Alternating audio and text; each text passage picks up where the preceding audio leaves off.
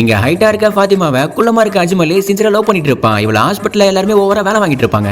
டாக்டரே இவளை கூப்பிட்டு இதுக்கப்புறம் நீ நைட் ஷிஃப்ட் வந்துருமான்னு சொல்ல, இதுல இருந்து தப்பிக்கிறதுக்காக டாக்டர் நான் 2 மாசம் முழுகாம இருக்கிறேன், என்னால நைட் ஷிஃப்ட்ல வர முடியாது சொல்லுவான். அட உனக்கு கல்யாணம் மேட்டர் எனக்கு தெரியாதம்மா, நீ ஃபர்ஸ்ட் ஷிஃப்ட் வந்துவான்னு சொல்லிடுவாரு.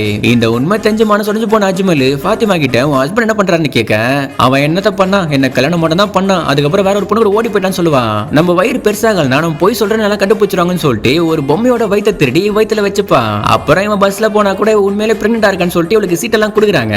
அதுக்கப்புறம் ஹாஸ்பிட்டல்ல இவளை யாருமே வேலையை வாங்குறது கிடையாது. அஜ்மலும் புருஷன் இல்லாத பொண்ணுன்னு சொல்லிட்டு அவளுக்கு ஸ்வீட் ஊறுகான கொடுத்து அவளை கேனிங்கா பாத்துக்கிறான். அஜ்மலும் ஒரு நாள் வீட்டுக்கே வந்து நீ எதுக்கும் கவலைப்படாத ஃபாத்திமா, அவன் போனா என்ன உனக்கு நான் இருக்கிறேன் லவ் சொல்லி இப்ப 2 பேருமே லவ் பண்ண ஆரம்பிக்கிறாங்க. இந்த பைபிள்ல குழந்தை பிறக்கிறதுக்கு முன்னாடி குழந்தைக்கு சேர வாங்கிட்டு வர அந்த நேரம் தம்பிக்காரன் 1000 ரூபாய் கொடுத்தா டம்மி வயிறு கொடுப்பான்னு சொல்லிட்டு சண்டை போட்டுட்டு இருப்பான். என்னடா சத்தமா இருக்குன்னு சொல்லிட்டு அஜ்மல் உள்ள வர அப்பதான் அவனுக்கு புரிய வருது ஹீரோயின் பிரெக்னன்ட் சொல்லி ஊரை ஏமாத்திட்டு இருக்கான்னு. இந்த மேட்டர் அப்படியே ஹாஸ்பிட்டல்லாம் தெரிய வர இவ ஏமாத்தினால டாக்டரே வேலையை விட்டு தூக்கிறாரு.